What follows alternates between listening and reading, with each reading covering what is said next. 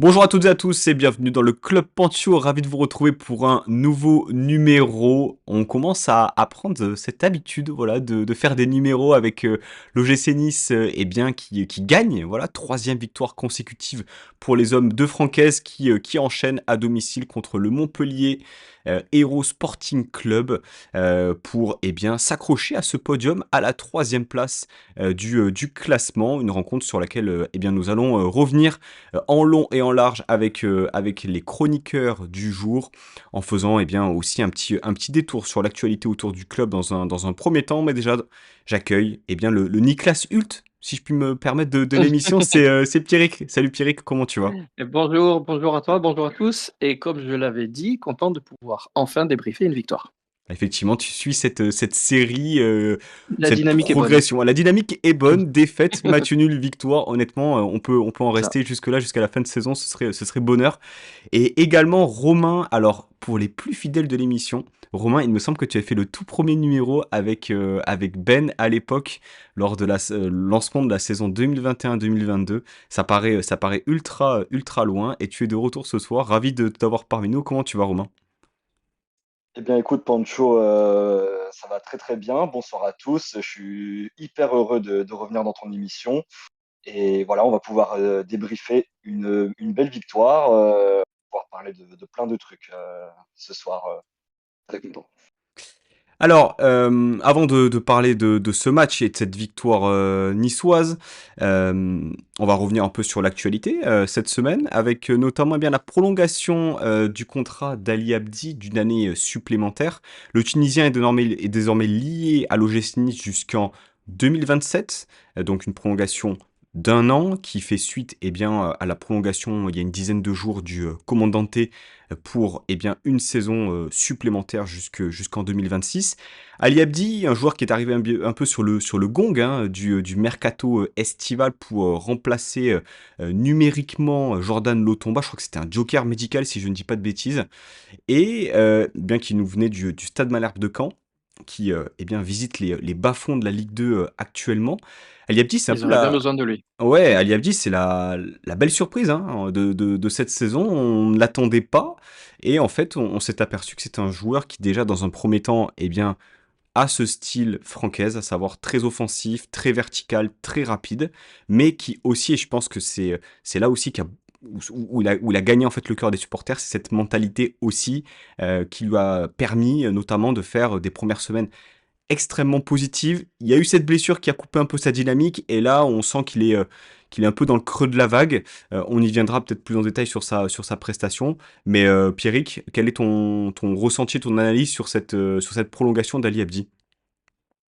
Alors, analyse déjà surpris parce que je pense que personne l'attendait aussitôt dans la saison.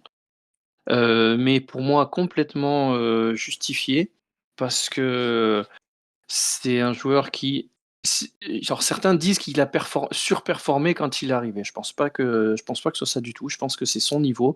C'est juste qu'il a, un petit coup de moins bien en ce moment. Donc pour moi, c'est complètement justifié cette prolongation. Ça permet, d'un point de vue du club, à se rassurer en se disant qu'on risque pas de le perdre, rapidement parce que si d'autres voient en lui un potentiel bon piston, ils mettront peut-être un prix et du coup, ils seraient plus tentés de partir. Alors que là, on l'a un petit peu plus sécurisé et on l'a aussi confirmé dans l'intention qu'on a envie et qu'on compte sur lui. Et surtout, moi, ça me plaît aussi parce que c'est un pari sur lequel on prend pas de risque, quoi. C'est un mec qui. C'est pas comme si tu prolongeais un.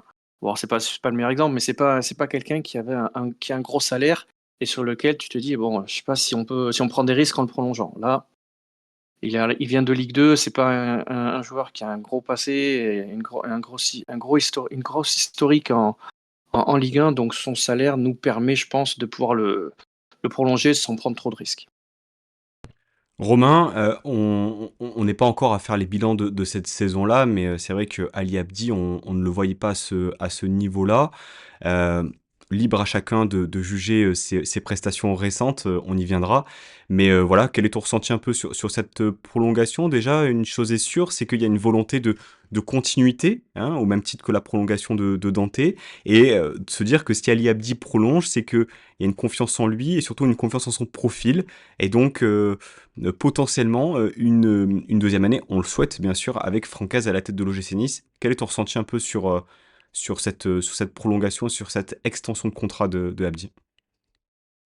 Eh bien, je rejoins ce qui a été dit d'abord. C'est vrai que Ali Abdi, alors la saison n'est pas encore terminée comme tu l'as dit, mais en tout cas, pour moi, c'est la recrue de la saison. Enfin, en tout cas, la révélation. Personne, personne ne s'attendait à le voir autant performer comme ça, très vite, très fort. Là, effectivement, il a un petit coup de mou. Je pense que son retour de blessure se passe pas forcément très très bien. Je pense que c'est sa blessure qui l'a un peu freiné dans son ascension. Il a sûrement, voilà, il a sûrement du mal, mais moi j'ai confiance parce que c'est un mec qui a la grinta, qui a le talent, qui a les capacités de faire très mal.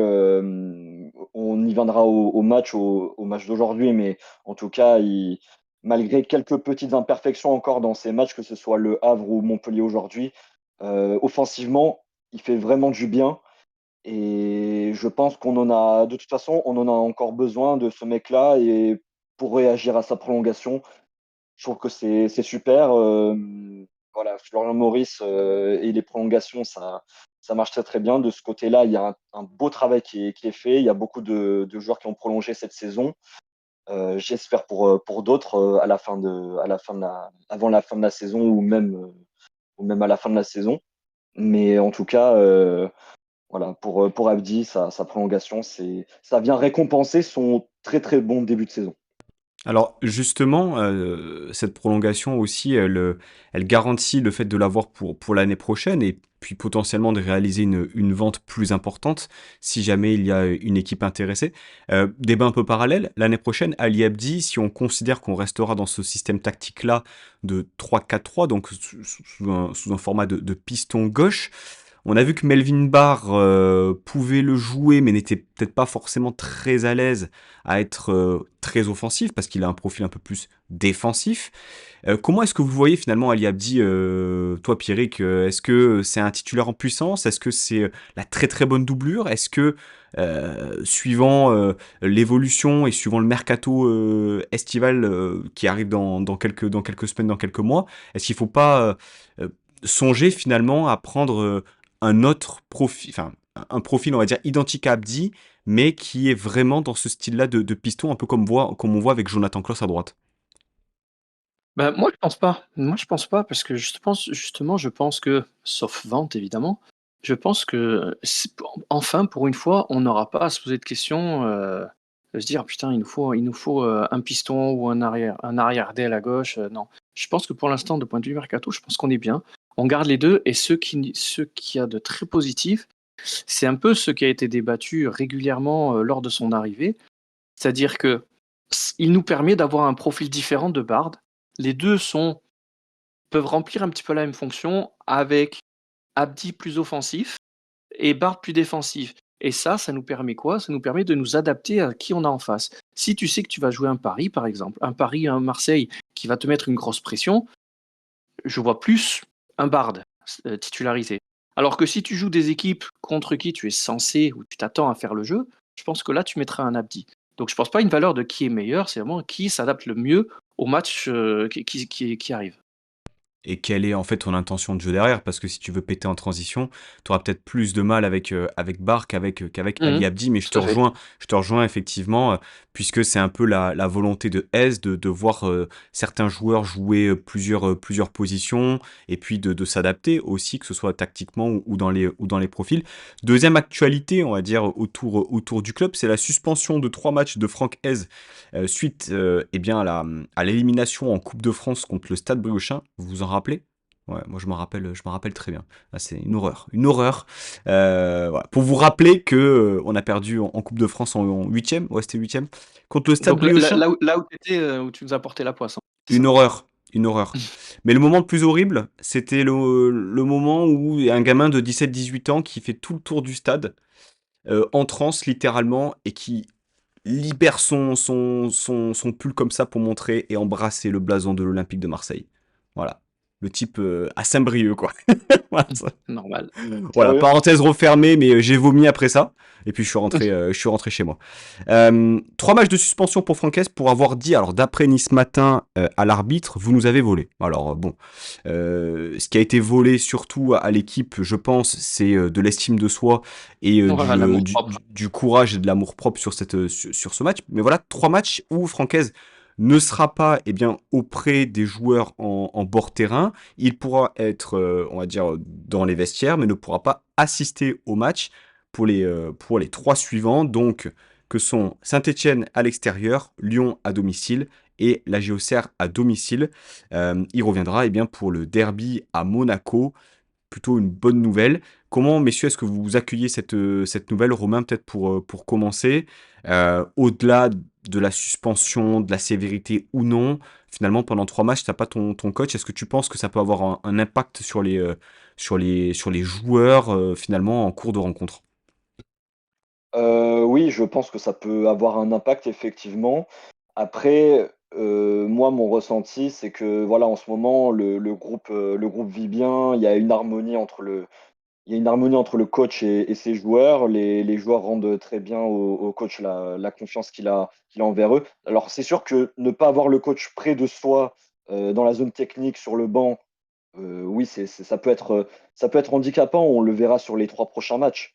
Mais moi, c'est pas quelque chose qui m'inquiète plus que ça, puisqu'en ce moment, ça tourne très, très bien. Je pense que voilà, c'est une bande de copains. On le voit d'ailleurs dans le vestiaire.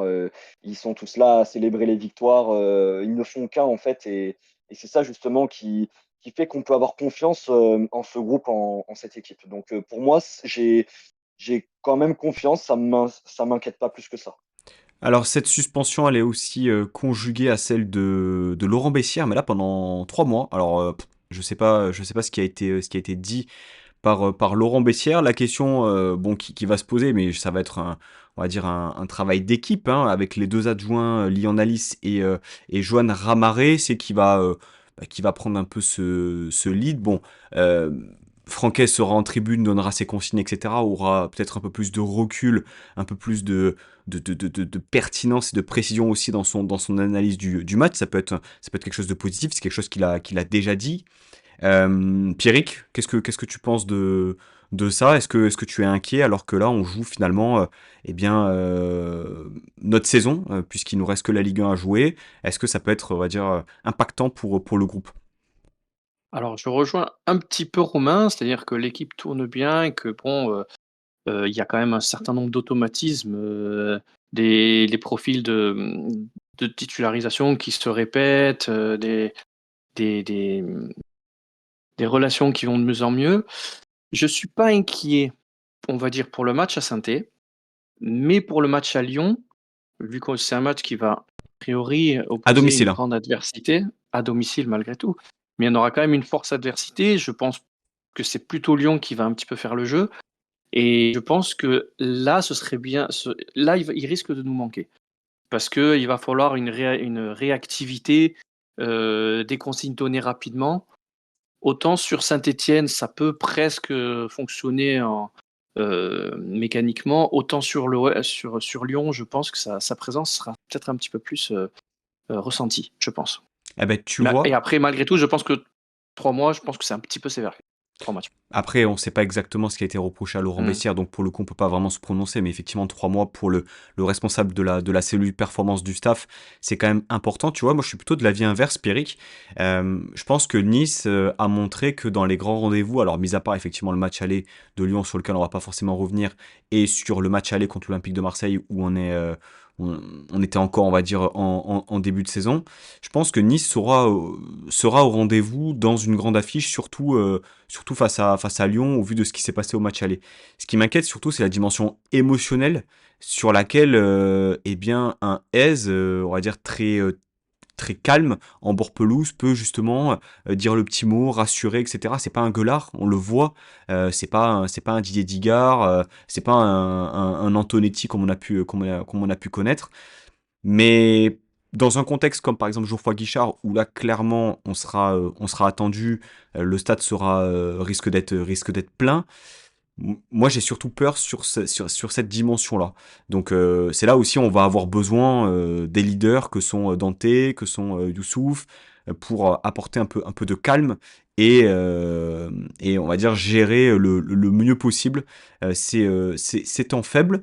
Euh, parenthèse refermée, messieurs. De toute façon, on verra bien. Je te rejoins aussi, Romain, sur le fait que ça vit bien et on n'a pas un S qui est très très interventionniste sur les matchs.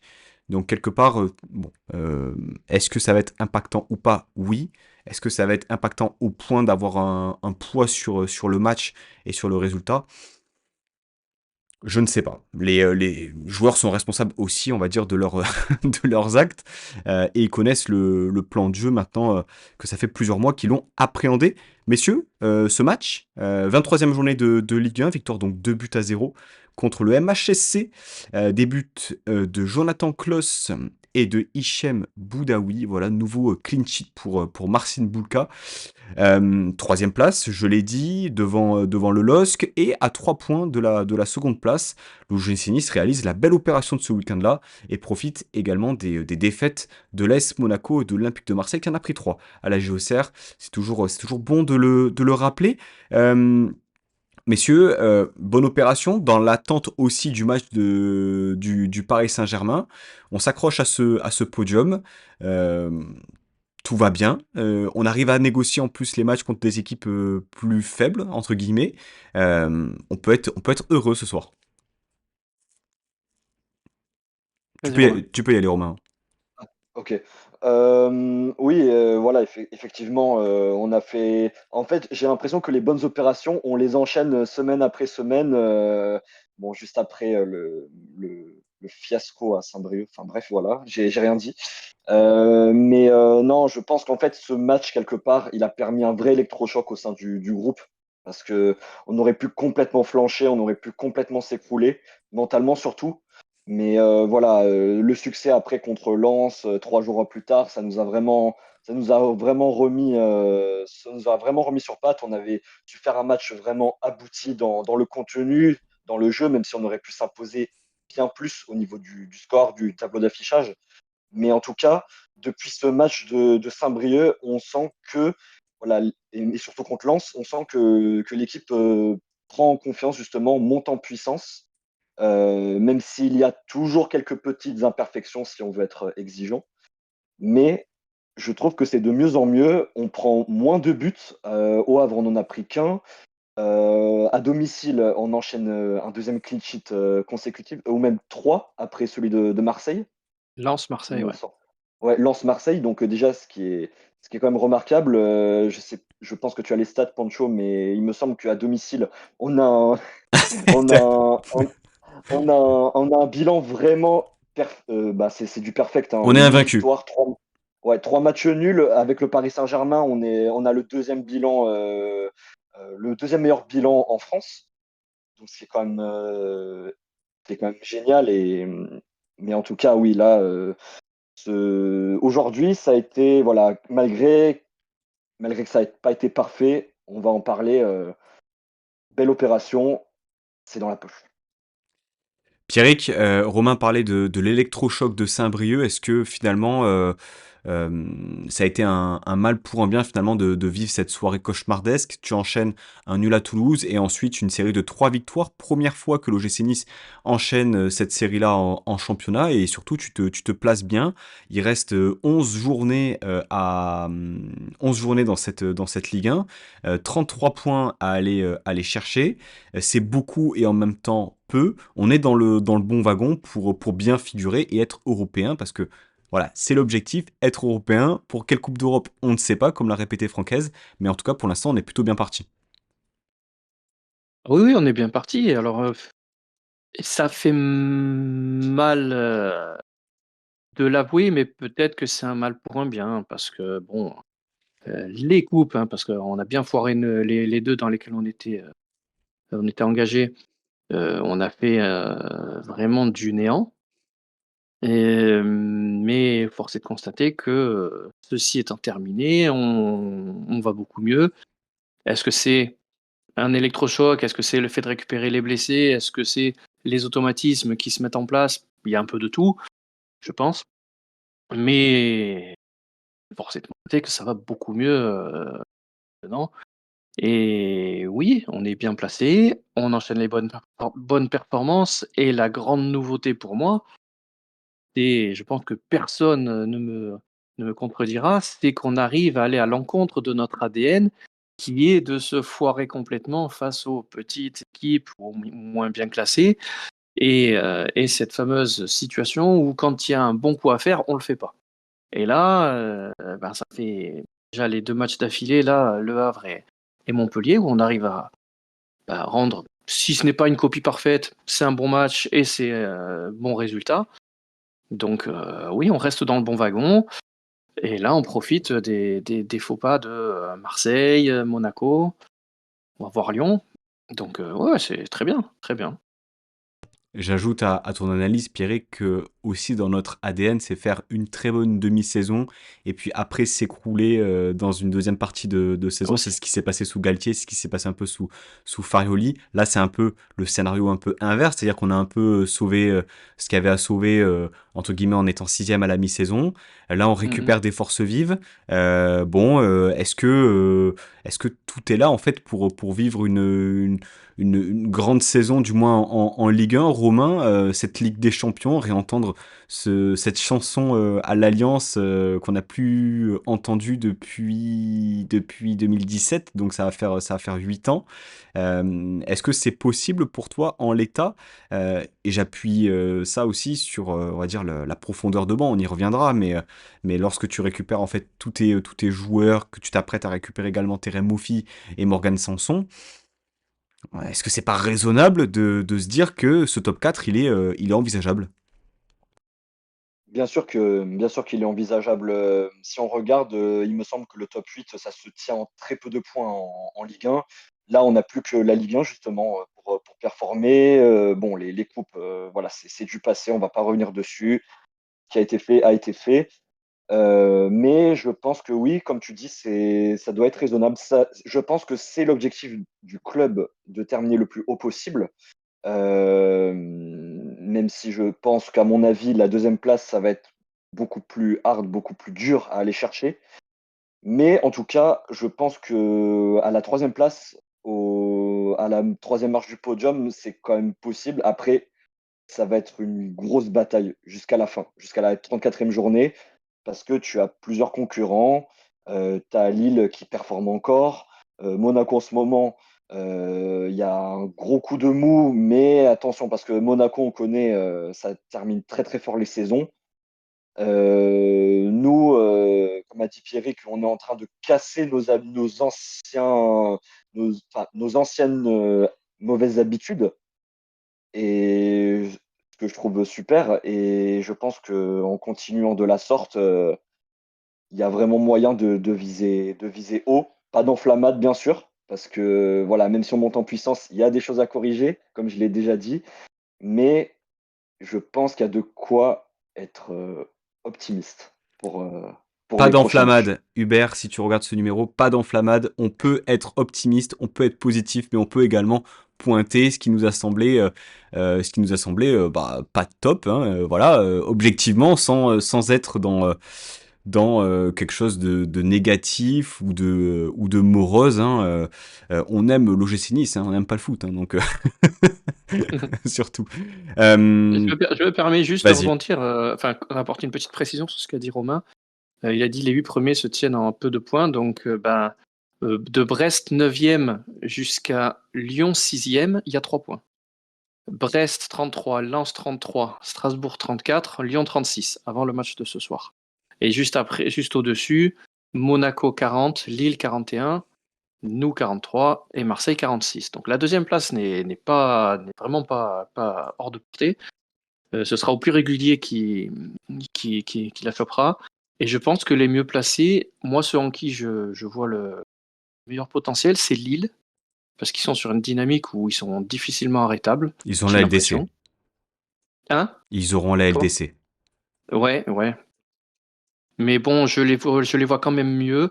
Marseille, je sais pas trop s'ils vont réussir à garder leur cadence. Ils s'en sortent en général bien, mais je vois bien Lille et Monaco bien revenir. Et nous, ben, faut voir si on arrive à rester régulier, à pas faire à pas nous trouer quand on est sur des matchs importants et tout ça. Mais bon, voilà. Donc effectivement, de la 9e à la 6e place, c'est très serré. Et un tout petit gap au-dessus, il y a les 4 autres places. Il y a aussi une autre donnée, hein, les gars, hein, je me permets, mais c'est le calendrier. On va jouer dans les gros encore Paris chez eux, Monaco chez eux. On a fait Marseille 2 fois. On a fait Lille 2 fois. On a fait Lens 2 fois. On a encore Il y a Brest. Lyon qui arrive. Brest à domicile, il y a Lyon qui arrive. C'est-à-dire que j'ai pas le calendrier Mais en en tête, fait, mais rien que de me dire ça, je me dis putain, on peut. Il y a vraiment quelque chose à jouer parce que quelque part, tu termines pas que par des gros. En fait, t'as un calendrier qui apparaît comme étant, je vais pas dire favorable, mais en tout cas, surtout que je crois que la semaine prochaine, non, c'était cette semaine-là qu'il y avait Lille-Monaco, mais Hier. pour l'instant, en fait, personne parle de nous, donc c'est très bien, et on ouais. s'accroche à cette troisième place. Eh bien, c'est plutôt positif. D'ailleurs, on l'a dit, hein, invaincu à l'Alliance, dans un stade. Alors, Romain, tu vas nous donner un peu ton ressenti de supporter qui était justement présent cet après-midi.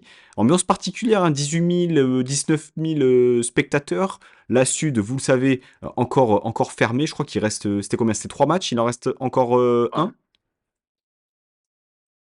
Il reste un seul match. Ok. Comment s'est passé ton après-midi, on va dire, dans les tribunes, Romain? Tu nous confiais que c'était un peu bizarre et que ça rappelait de mauvais souvenirs époque Covid, on va dire. Ouais, c'est ça. Mais la différence, c'est on avait juste une seule tribune vide et les autres, bah, elles étaient, à part un petit peu clairsemées, mais elles étaient quand même remplies. Je sais pas combien de personnes il y avait cet après-midi. On verra le 18 chiffre en 519. fait. Ouais, 18. Ah oui, voilà, c'est ça. Ouais, 18 000. Mais voilà, en tout cas, ouais, cet après-midi, heureusement que le spectacle était sur le terrain, que c'était le plus intéressant parce que voilà, c'est un secret pour personne. L'Alliance Riviera sans la BSN, c'est très tristouné. Voilà, je suis gentil quand je dis ça, mais voilà, c'est quand on est habitué vraiment au chant pendant 95 minutes de la Sud qui encourage l'équipe, qui chante pour la ville, sans ça, voilà, le stade, c'est très triste. Heureusement il y a certaines personnes qui ont lancé des chants, bon, sur les buts, les classiques, allez Nice, Nice, allez, voilà. Mais voilà, pour les joueurs, en fait, il y a eu comme des encouragements, mais c'était plutôt Hmm. des cris de, voilà, isolés. On entendait Désolé. les joueurs, ouais, c'était isolé. Les joueurs, on entendait vraiment ce qu'ils disaient. Bon, même si moi, j'étais assez loin du terrain parce que j'étais vraiment en Garibaldi, troisième anneau pour la précision. Mais ouais, c'était particulier comme ambiance. Ça, je pourrais pas dire le contraire. En même temps, lorsque tu sèmes du caca, eh ben, tu récoltes bah, pas forcément quelque chose de très bon. Voilà, à bon Oh, entendeur. le fumier sert à faire pousser des belles choses. Oui, alors là, tu viens de me clouer le bec. Je rebondis sur ce qu'a dit Romain. Donc, bon, effectivement, on a tous clairement entendu. Bon, moi, évidemment, c'était à la télé, hein. L'ambiance était digne d'un match de pré-saison ou Hmm. d'un huis total. J'ai ce petit regret que, évidemment, il n'y a pas photo. On sait très bien que la Pop Sud, c'est ceux qui fait vivre le stade. Je regrette qu'il n'y ait pas les autres petits groupes qui sont en place ou qui essayent de se mettre en place, qui n'aient pas profité de cette opportunité pour essayer de justement se faire entendre. Là, c'était l'occasion parfaite. Il reste un match, si jamais ils m'entendent, je sais qu'il n'y a rien de facile, mais ça peut être une belle occasion pour les groupes qui veulent essayer de se lancer pour se faire entendre là. Mais ça n'a pas empêché effectivement de voir un match intéressant, les gars. Une rencontre, on va dire, maîtrisée de la part de l'OGC Nice, qui, on va dire, a mérité sa victoire. Cette victoire aurait pu être encore plus lourde. C'est peut-être l'un des seuls regrets qu'on peut avoir sur cette rencontre. Mais finalement, Romain, une victoire maîtrisée, 2 buts à 0, avec, on va dire, des belles actions. Un Marcin Bulka qui n'a pas été grandement inquiété. Finalement, voilà, une après-midi positive. Et comme vous l'avez rappelé, on enchaîne contre des équipes qui jouent leur survie, mais on a eu l'impression aussi que Montpellier avait baissé les bras assez rapidement. Voilà, donc est-ce que c'est à relativiser aussi? Je sais pas ce que tu en as pensé, mais en tout cas de la télé, j'ai rarement vu une équipe aussi faible cette saison. Euh, Pas du tout dans la même vibe que le match aller, où ils nous avaient vraiment. Alors on n'était pas non plus aussi dans le même contexte, parce qu'on n'avait pas autant de joueurs, on va dire, valides. Mais pour comparer ce que je vous disais un peu en off, le match du Havre, qui joue également sa survie en Ligue 1, qui proposait quand même des choses, qui proposait du jeu, qui allait vers l'avant. Là, on a vu un Montpellier, en fait, faiblard, qui n'avait pas de proposition, si ce n'est chouiner auprès de l'arbitre, gagner du temps à 0-0 et jouer les coups francs même quand ils sont à 50 mètres sur la ligne médiane. La proposition footballistique de Montpellier, en fait, je suis désolé et j'ai rien contre Montpellier, mais elle ne mérite pas que ce club reste en Ligue 1. C'était très très faible, Romain.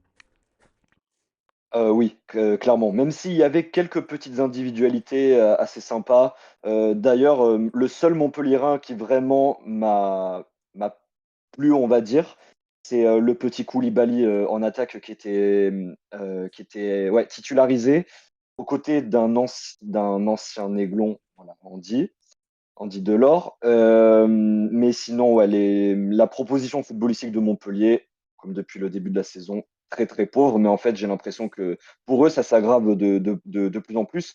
Même si nous, quelque part, sur des actions toutes pourries, on aurait pu se faire peur. On s'est fait peur, notamment voilà, Bulka, qui, malgré un nouveau clean sheet dans la besace, dans les sorties, a été un petit peu inquiété. D'ailleurs, Montpellier frappe le poteau en toute fin de match à la 87e, il me semble.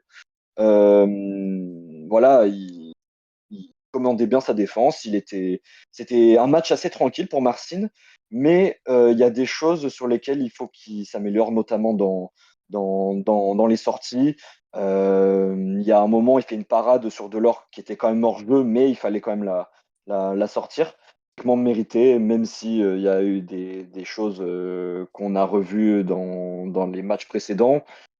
Mais voilà, l'essentiel a été fait. C'est ce qu'on va retenir, la victoire, les 3 points. Pierrick, ton ressenti un peu sur le contenu de la rencontre. On a vu un OGC Nice, je vais pas dire sur le courant alternatif, mais effectivement qui a mis du temps à rentrer dans cette rencontre-là. Il y a eu des situations, j'ai en tête 2 situations claires d'Evan Guessant, notamment ce face-à-face où le compte prend le dessus, et également ce centre un peu trop sur le compte qui aurait pu finaliser, on va dire, une belle action. Et puis en fait, la troisième situation dans laquelle Guessant est impliqué, c'est lui qui fait cette passe décisive pour Jonathan Klaus, qui a mis donc son troisième but de la saison, Jonathan Klaus, les 3 marqués à domicile. Et Evan Guessant, à titre informatif, si les statistiques de Transfer Market sont bonnes, il a 9 buts, 8 passes décisives en Ligue 1, ce qui fait donc qu'il est impliqué sur 17 buts en championnat. Il est au niveau de Ousmane Dembélé et de Mason Greenwood. Donc ça montre aussi l'impact et l'importance semaine après semaine d'un Evan Guessant dans le collectif. Mais Pierrick, je te redonne la main un peu sur le contenu de la rencontre de l'OGC Nice. Ben, alors oui, un petit 10 minutes, un petit moment pour se mettre, un petit peu dans le match. Heureusement, c'était pas face à une grosse équipe, ce qui fait qu'on n'a pas été véritablement mis en danger. Mais, je pense qu'on a bien maîtrisé, cette première mi-temps. Heu, le seul regret, c'est de pas avoir, concrétisé nos occasions, mais d'un autre côté, voilà, on pourrait s'inquiéter si on n'avait pas eu d'occasion. Là, on a eu plein d'occasions qui étaient des occasions, dans le cours du jeu, c'était pas des coups de pied arrêtés et tout ça. Il y a eu vraiment de belles séquences, de beaux mouvements, dans l'ensemble des bons choix aussi. bon, les réalisations manquaient un petit peu par moment. Je pense à cette reprise de la board où il avait le but coupé, quoi, le but grand ouvert. Mais bon, voilà, pas mal d'occasions. On a réussi à en mettre une, c'est le minimum. Après, voilà, c'est vrai que bon, j'ai beaucoup aimé le dynamisme et l'apport apporté par l'apport de Klose. Et déçu un petit peu que nos attaquants n'aient pas marqué, mais bon, ils se sont tous les deux crédités d'une passe D, donc c'est déjà bon pour les stats. Et puis bon, l'autre petit bémol, c'est que si on avait pu marquer plus de buts, ça aurait été très bon pour la confiance, ouais, pour avoir un petit peu un regain d'assurance vis-à-vis des prochains matchs. Non, voilà, j'ai pas vraiment été inquiété sur ce match, hein. J'ai pas eu peur vraiment, donc que du positif, voilà, à retenir. Même à J'ai vraiment 1-0, pas vu de joueurs qui se soient vraiment troués en plus, hein. même à 1-0, avec le but du break qui a mis du temps à arriver. Non, non, non, Malheureusement, t'étais serein, hein, Pierrick? Ouais, oui, oui, j'étais serein parce que en face, ça proposait tellement rien que ah ouais, quand il y a eu la tête sur la barre, ouais, on s'est dit: «Bon, bah, on va passer loin», mais bon, à côté de ça, je trouve qu'ils ont pas proposé grand-chose en face, hein. Et bon, comme tu l'as dit, ça n'a rien à voir avec le match d'avant, avec le match aller. Certes, nous, on n'était pas dans la même dynamique, on avait plein d'absents, mais là, c'est l'inverse, parce que c'est eux qui se sont retrouvés à poil depuis le mercato d'hiver. Hmm. Ils ont perdu pas mal de monde et là, tu sens que ça leur fait défaut, quoi. Tant pis pour nous, hein, on les prend au bon moment. Effectivement, un Montpellier en difficulté, et un gym justement qui a su bénéficier aussi, on va dire, de l'apport, on l'a dit, d'un Evan Guessant, de ses offensifs qui ont été bien présents. On va revenir sur le premier but, et cette construction initiée par Hicham Boudaoui qui s'est eh bien, montré eh bien, sous un jour, on va dire, positif, voire déterminant cet après-midi, Romain. Qui me fait dire en fait que on attend peut-être d'un Hichem Boudaoui qui soit bon sur attaque placée, c'est-à-dire trouver une passe, faire une différence. Et en fait, je me suis aperçu, alors vous allez me dire ce que vous en pensez, mais en fait, c'est un joueur de transition, ce Hichem Boudaoui. Sur les contre-attaques, le nombre de fois où justement il a graillé de l'espace pour eh bien, gagner des mètres et venir apporter une différence. Et c'est là, sur ce premier but-là, où il fait une remontée rapide, il transmet à Guessant, Guessant qui est au cœur du jeu dans sa zone préférentielle, qui trouve le bon décalage pour Klos, et il met tellement une belle passe que Klos, en une touche, euh, Vas-y, l'opportunité. tire croisé. Donc on a beaucoup parlé de Guessant, on a beaucoup parlé de Klos sur cette action-là, mais ça part de Hichem Boudaoui, Ah, bien et, sûr. honnêtement, sur cette action-là, et on y viendra sur le deuxième but, parce qu'il y a aussi le fait qu'il poursuive son effort. C'est-à-dire qu'il poursuit son effort après la transmission pour justement créer, on va dire, un déséquilibre dans la défense montpelliéraine qui a entraîné aussi, qui a permis ce but de Jonathan Klaus. Ouais, bah, de toute façon, on le connaît, Hicham, hein, même si il y a des moments, il peut nous rendre fous parce qu'il rate des choses qui sont un peu, voilà, qui sont quand même faciles. Faut quand même avouer que là, son match, même son début d'année, est très très bon. C'est un marathonien, tout simplement. Je crois que c'est celui qui cavale le plus, qui fait le plus de kilomètres sur un terrain. Mais en tout cas, oui, par la passe, il est très tranchant. Il court de partout. Dès qu'il est lancé, il arrive bien à se démarquer, à se défaire du marquage du coup des défenseurs, des milieux de terrain. Mais ouais, et là, on est en train quand même d'assister à une version d'Hicham, alors qu'on avait vu par le passé, mais en fait, il lui manque que la régularité, pardon, à ce joueur. S'il était régulier, on le sait, il serait plus là à l'OGC Nice depuis bien Et, longtemps. et réaliste. Comment? Et s'il était réaliste aussi, parce que comme tu Ouais, l'as dit. ah oui, Il oui, marque cet après-midi quand même. ouais, il marque, mais après, voilà, si on veut être plus exigeant, oui, il pourrait stater bien plus en tout cas. Mais ce qu'on lui demande en tout cas au milieu de terrain, c'est voilà, de, de courir, de récupérer les ballons, de lancer nos offensifs. Euh, En tout cas, c'est un vrai liant qui est entre le milieu et l'attaque. Et d'ailleurs, moi, je trouve, ça on pourra en débattre aussi, mais je pense que sa complémentarité avec Santa Maria, elle est juste excellente parce que à côté de lui, on a un joueur vraiment habitué des terrains en Ligue 1 et qui, depuis son arrivée, fait juste des super matchs. Alors autant, j'ai trouvé aujourd'hui un peu moins. C'est peut-être son pire match Alors cet après-midi.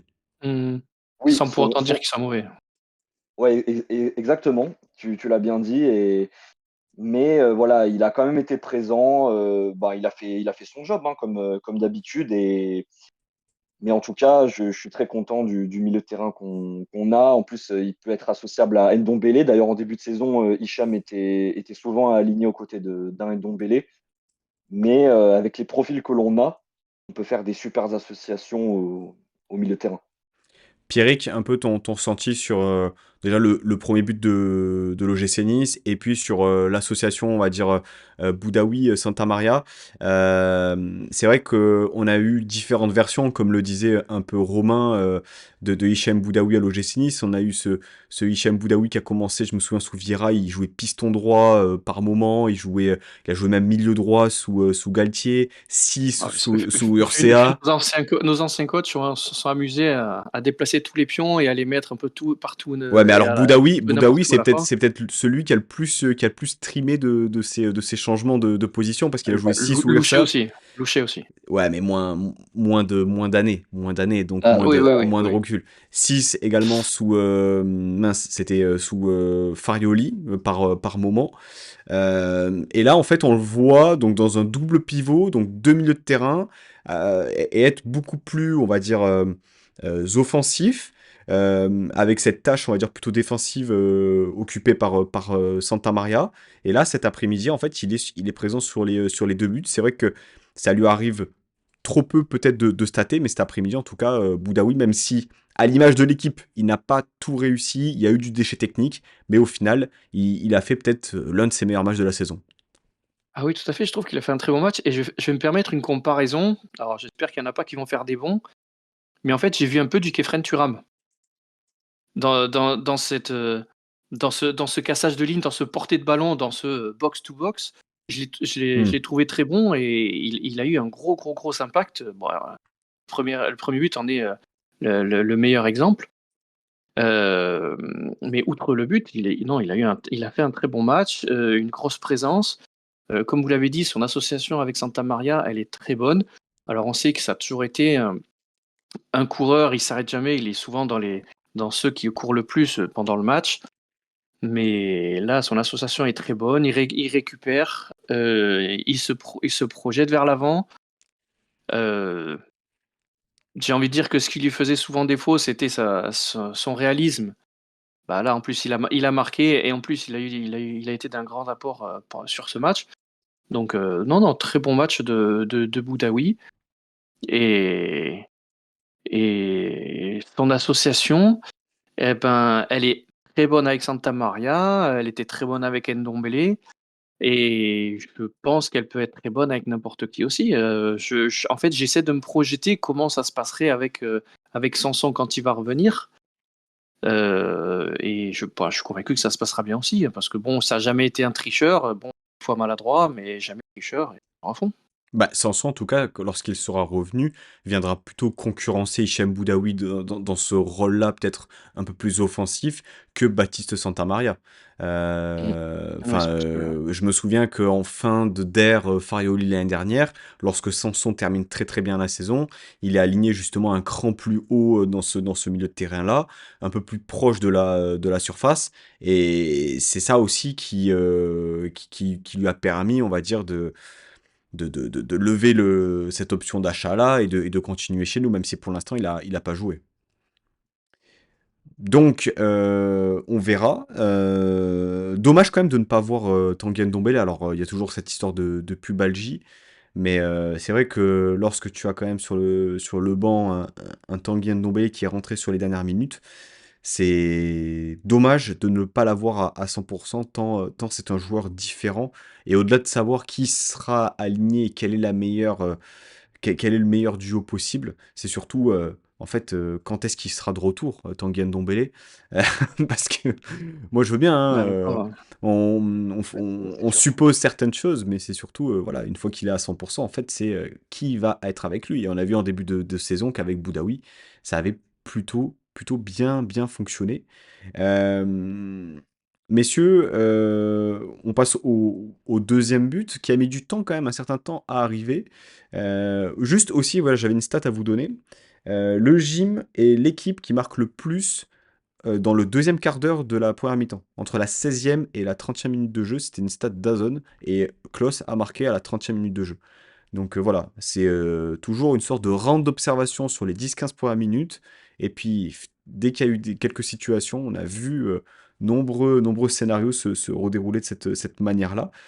Et le deuxième but, initié également par Guessant, qui lance de mémoire Klos. C'est Klos qui centre? Non, Euh, c'est Guessant qui centre. je crois oui, que c'est en fait, Guessant qui centre. ouais, il déborde, il centre. Ensuite, Cafouillage. il y a un petit cafouillage et ensuite, tu as Laborde qui fait une super remise pour Boudaoui qui ajuste Mmh. le compte.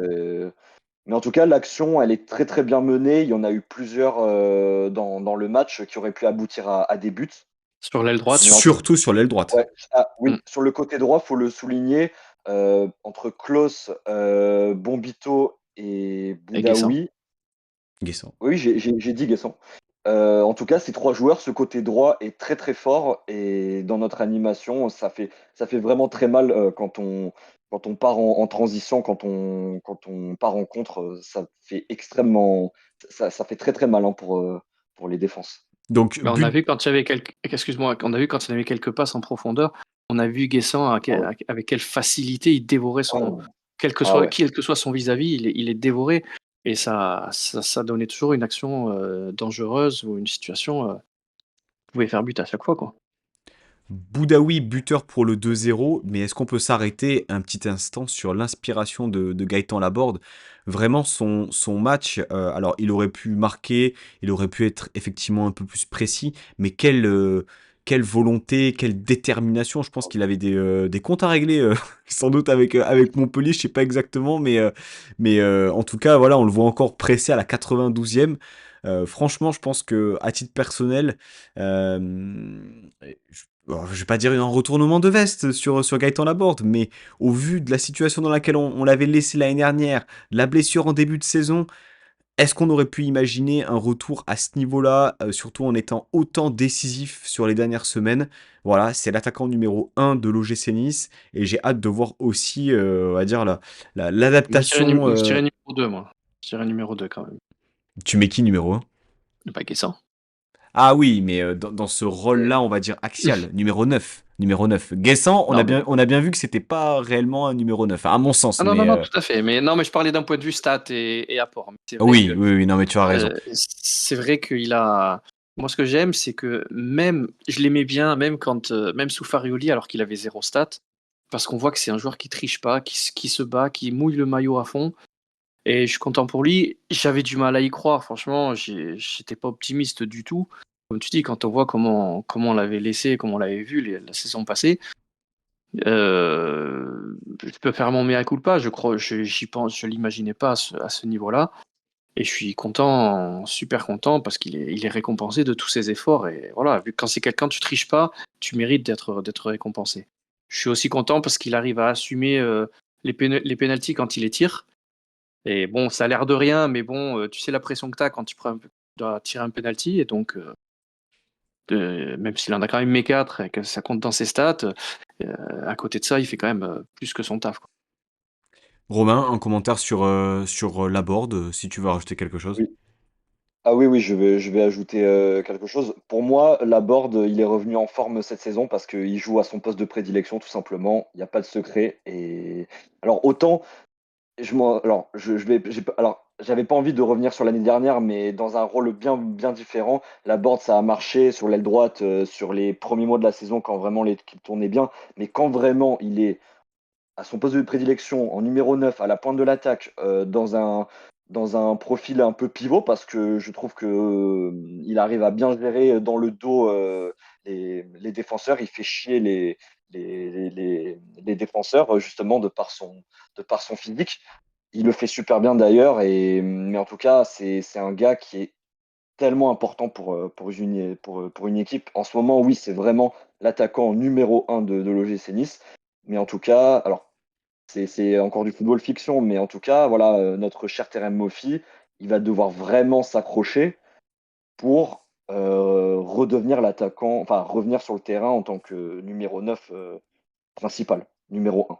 Voilà, Il je dis attend le ça. Je dis ça. déplacement au Parc des Princes, je pense. Je crois que c'est en mai. Ouais, Voilà. ouais, pour nous mettre son doublé, PSG déjà champion. Ouais, voilà, tu mets ton doublé, tu mets les 2 buts de la saison, ça nous qualifie en LDC. Ciao, merci, bonsoir, on n'en parle plus, tu vois. Non, mais c'est vrai que c'est intéressant Exactement. au-delà de la concurrence. C'est comme on le disait, c'est Pierrick que tu en parlais sur la complémentarité. Bar Abdi, Laborde Mofi, on a deux profils complètement différents, mais qui peuvent, en fait, en fonction du match et en fonction de l'adversité, qui peuvent être interchangeables. Et c'est ça aussi qui est intéressant sur le front de l'attaque. Il y a quand même un sujet, bon, semaine après semaine, forcément, ça fonctionne bien, donc on ne change pas la recette des trois offensifs, Guessant, Laborde, Shaw.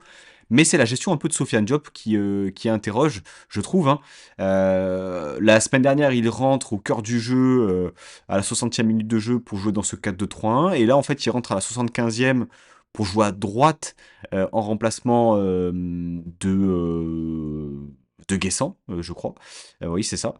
Est-ce que vous comprenez le fait que dans ce système de jeu-là, Diop soit derrière un Shaw, partons du principe qu'il joue le même poste, parce qu'on a vu un Shaw qui, bon, a ce profil bien sûr percutant, rapide, mais qui était beaucoup dans l'intérieur du jeu. Et nombre de fois, je me suis dit, bah, quand même, le couloir gauche ne fonctionne pas. Pas aussi bien qu'à droite. Est-ce que ça manquerait pas d'un Sofiane Diop? Qu'est-ce que vous en avez pensé, Pierrick, peut-être? Alors, c'est vrai que intrinsèquement, Shaw a un profil beaucoup plus percutant que Diop, et que pas surpris de sa titularisation, puisque ben, vu la feuille de match, tu peux te dire Shaw va être le pendant de Guessant à perforer, à essayer de perforer en tout cas. Et c'est vrai qu'il n'a pas été autant présent que ceux qu'on aurait pu espérer. Et dans ce registre, là où justement ce qu'il a essayé de faire, de rentrer un petit peu plus dans le cœur, peut-être que Diop aurait été à la même position, aurait peut-être eu un meilleur rendement. Euh, à la question pourquoi remplaçant, pardon, Diop remplaçant, ben voilà, pour les raisons que je viens d'expliquer, je pense que Hez avait espoir de vraiment exploiter les ailes et de vraiment les écarter étirer la défense adverse pour rentrer au maximum. Alors, soit Shaw n'a pas parfaitement appliqué les consignes, si elles étaient celles-là, soit il a juste pas réussi à mettre en place son jeu. Quant à la rentrée de Diop, euh, je pense effectivement qu'ils sont au même poste.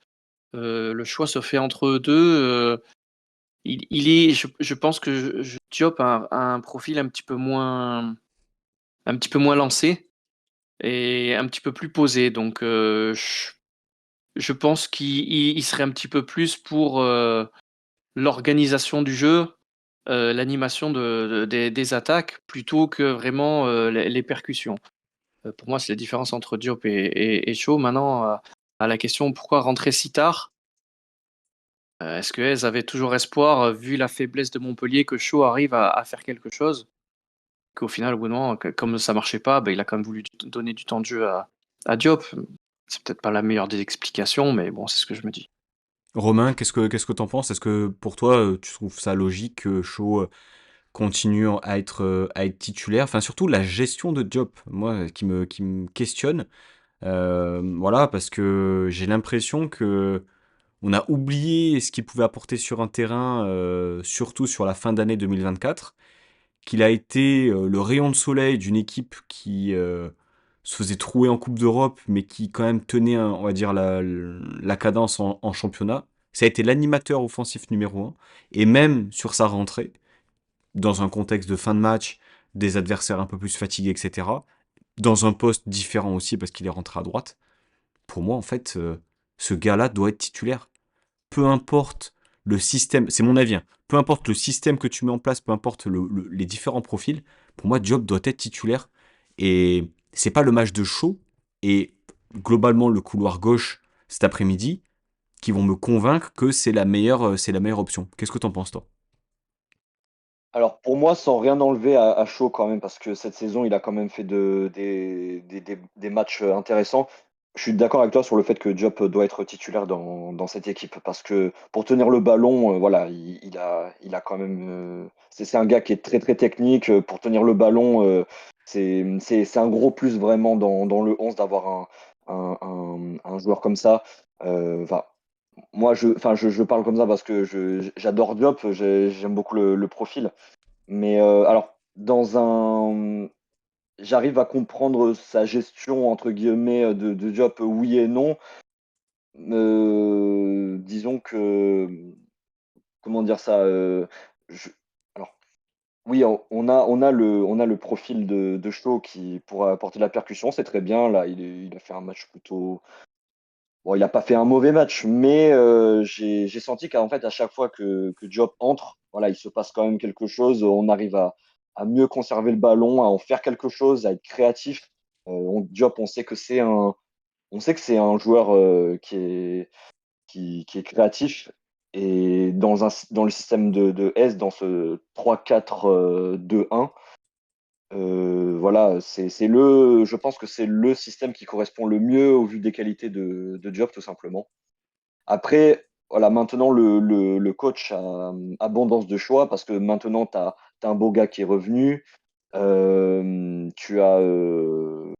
Bon, Buonanni n'était pas dans le groupe et je pense que c'était logique. Voilà, Mofi va revenir. Bon, je sais que c'est un autre poste. Mais en tout cas, Les voilà. places sont chères.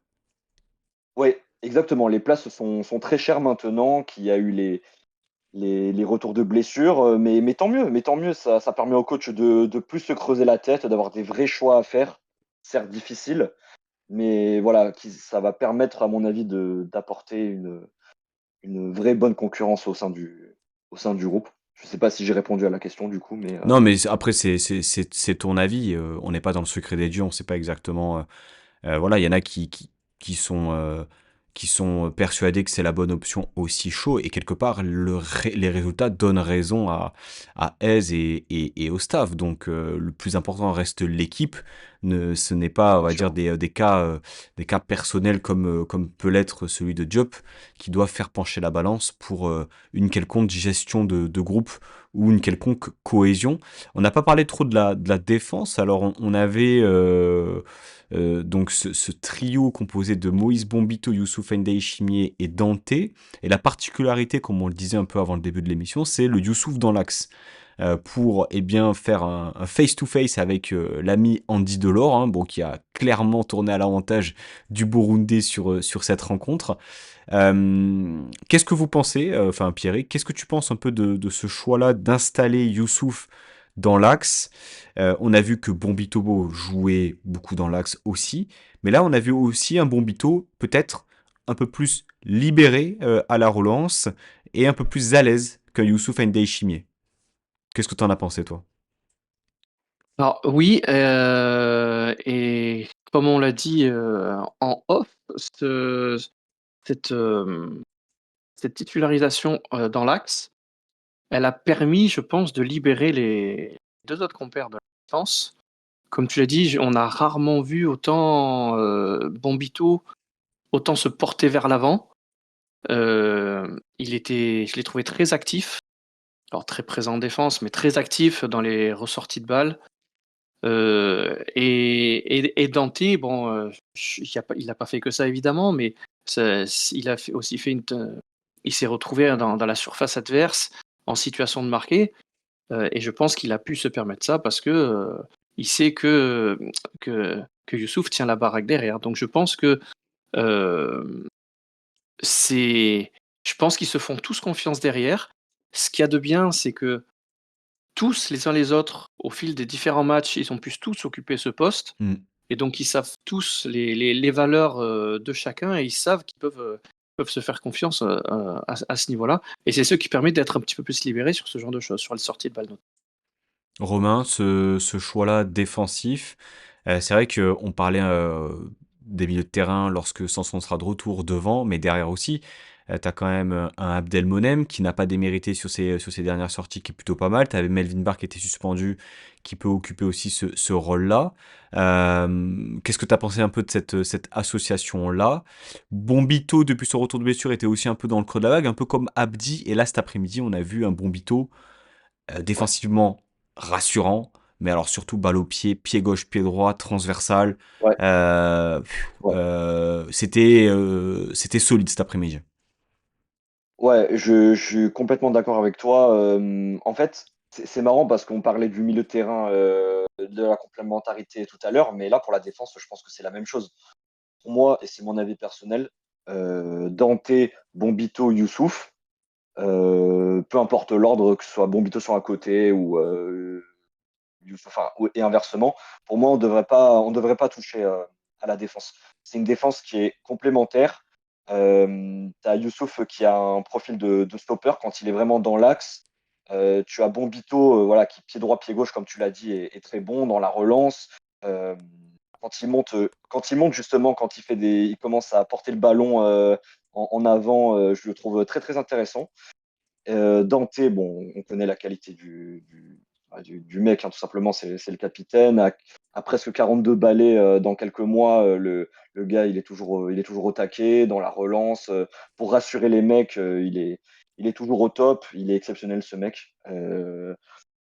Pour moi, la défense, j'ai beaucoup aimé et c'est ce que je voulais mettre aussi en avant, c'est que en fait, défensivement, dans l'animation défensive, ça, c'est de mieux en mieux, surtout à domicile, parce qu'on parlait des matchs, des 3 derniers matchs à la maison. Les 3 derniers matchs, on n'a pas pris un seul but. On a gagné sans prendre de but, donc ça, c'est parfait.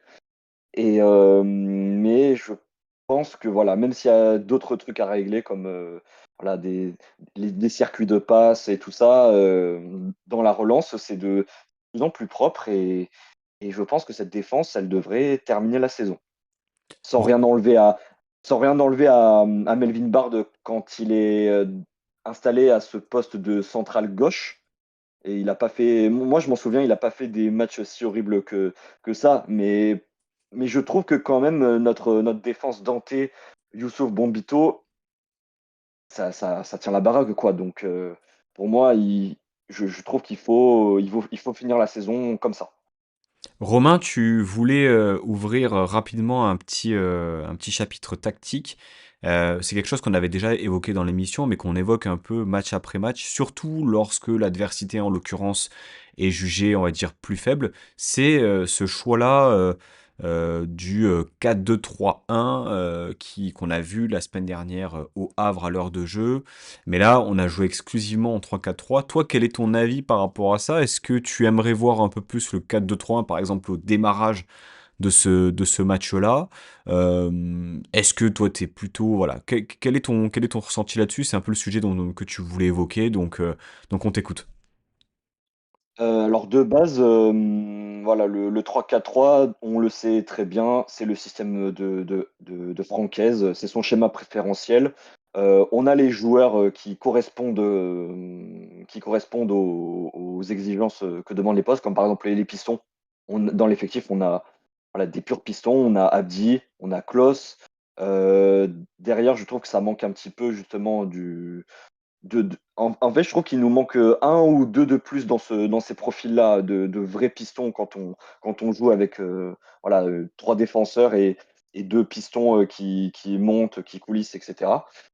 Mais cependant, comme on l'a dit, le 4-2-3-1, je crois que c'était dans la période hivernale avant Noël. C'était très très intéressant. On avait un Sofiane Diop qui se glissait dans le cœur du jeu, qui était derrière Gaëtan Laborde en numéro 10 dans son poste vraiment de prédilection. Je trouvais que l'animation, alors certes, elle est différente de celle d'un 3-4-3, mais elle était très très intéressante. Et malgré qu'on avait eu voilà, cette pléiade de blessés, n'en parlons même plus, Je trouve que ça jouait bien quand même. Ça proposait quelque chose dans le contenu. C'était assez intéressant.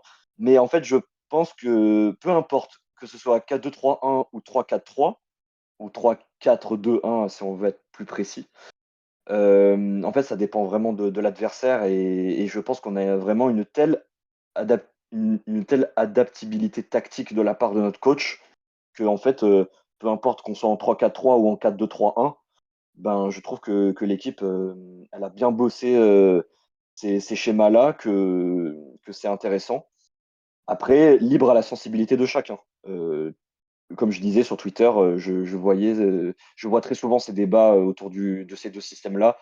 Il y en a qui préfèrent le 3-4-3, d'autres le 4-2-3-1. Moi, personnellement, j'aime bien les 2 systèmes, mais voilà, ça dépend de pas mal de paramètres.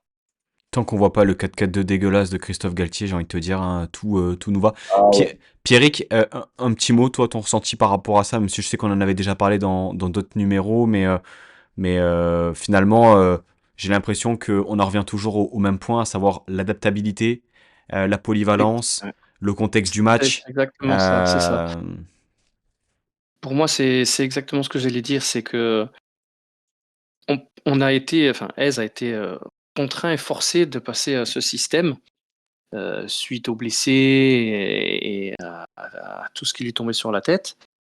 Il a réussi à inculquer, à faire rentrer ce système dans la tête et dans les automatismes des joueurs en présence, qui ont réussi à bien le mettre en application. Bravo à tous. Et maintenant, on comprend que même si le 3-4-3 est le système préférentiel de Hez, on voit que ce 4-2-3-1 est une corde de plus à l'arc d'Hez et de cette équipe. Et que donc, et il a déjà montré récemment, il peut très bien partir sur un schéma, l'un ou l'autre, en se disant avec celui-là, je vais pouvoir mieux m'adapter à l'équipe que j'ai face à moi et se rend compte et se réorganiser en cours de match s'il voit que soit son choix n'était pas bon, soit qu'on n'arrive pas à s'adapter à l'équipe adverse. Et cette maîtrise de ces deux systèmes fait que l'équipe arrive à se mettre au niveau de ce qui est demandé pour pouvoir, en tout cas, vu que tout marche bien en ce moment, on ne peut que faire des éloges, mais que ces deux systèmes arrivent à être mis en place et adaptés aux équipes adverses pour pouvoir en tirer le meilleur. je pense qu'on aurait joué en 2-6-2 cet après-midi, on aurait quand même gagné, hein. Non, Voilà, mais là, ce soir, Mais cet après-midi, il n'y avait pas de, sans problème, il y avait sans pas trop problème. de réflexion à avoir sur sur la ouais, compo. c'est ça. C'est plus facile à dire après le match, mais ouais. Breaking news, on enregistre ce numéro dimanche soir et actuellement il y a 2-0 pour le Paris Saint-Germain. Donc, Oui. J'attendais de terminer ça pour justement dire. Quand je voilà, regardais, il y avait un zéro. Donc, il y a 2-0. ce qui fait qu'on laisse Lyon à 36 points et donc à 7 points derrière nous. Exactement. À 15 jours de Nice-Lyon. Donc c'est pour l'instant un week-end absolument parfait, hein. On va croiser les doigts pour que ça reste ainsi. Messieurs, Merci, merci, merci au CER. merci au cerf. Allez. Voilà. On a tous un cousin ou une connaissance auxerroise, Non, voilà, mais ce merci week-end. quand même. Si, si, si, c'est une très très belle ville. La place de l'église, sa poste, etc. Très très belle ville au cerf. Messieurs, pour clôturer votre MVP, pas celui de la fanzone, hein, vraiment, votre MVP à vous sur ce match-là, c'est plus compliqué lorsque on sort d'une victoire comme ça. Alors, on n'est pas en train de dire que voilà, tout a été parfait. Effectivement, il y a eu quand même, on l'a dit, du déchet technique, je trouve, autant dans les ressorties de balles que dans les mouvements amenés offensivement. Mais quand même, Romain, tu mettrais qui, on va dire, sur le devant de la scène là, ce soir? Alors moi, j'en ai 2 et j'ai Ah une non, grosse hésitation. ah c'est pas bon. Oui, oui, non, je sais, je sais. Non, mais je vais dire quand même Boudaoui. On en a parlé. Voilà, il a fait un vraiment super match. Bon, je vais pas être plus long parce qu'on a quasi tout dit. Pour moi, c'est Boudaoui. Voilà. On peut Oh, entendre du positif sur Hichem Boudaoui dans cette émission, mais voilà, quand c'est Comme pas quoi, bon, on comme le quoi. dit, quand c'est bon, on le dit, et là, franchement, cet après-midi, Exactement. il a été très très bon, et surtout, il a été décisif sur les deux buts, donc chapeau à lui. bien, Pierrick. c'est bien. Ben moi, j'étais embêté que tu me donnes la parole en deuxième parce que j'étais persuadé que tu allais prendre Klose et c'est celui que je voulais te nommer. Et derrière lui, je voyais pas vraiment qui se démarquait parce que pour moi, Guessant, Boudaoui était quand même et Laborde était un petit peu au même niveau. Donc pour moi, c'est Klose en premier. Klose qui est dans une période vraiment très très positive. Écoutez, moi, je vais partir, j'ai une hésitation entre deux. Euh, Toi aussi, t'hésites. J'hésite entre Laborde et Bombito, mais je vais partir sur Bombito. Parce que Allez, ok. Laborde, on va dire, c'est une constante. Sur les dernières semaines, il est bon, il est décisif, et puis il pèse énormément. Mais Bombito, je me souviens que du match du Havre la semaine dernière où je l'avais pas trouvé très très rassurant. Et là, honnêtement, alors, toute proportion gardée, bien sûr, l'adversité, le fait que Montpellier soit une équipe qui soit en grande difficulté et qui marque peu de buts, mais je l'ai senti vraiment en confiance et honnêtement à revoir dans cette position-là où justement il est peut-être plus libéré à la relance parce que voilà, il semble être revenu vraiment à confirmer dès la semaine prochaine à Saint-Étienne parce que là il y a du lourd aussi, hein. Saint-Étienne ça joue le maintien mais ça voilà, c'est pas mort et enterré comme Montpellier, j'ai l'impression. Ça ira chercher jusqu'au bout ce maintien.